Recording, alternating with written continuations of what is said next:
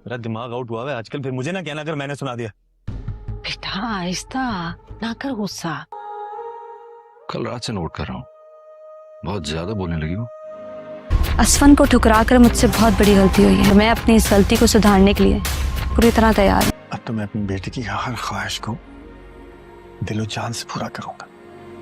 शादी से पहले तक तो तुम इतना नहीं बोलती थी।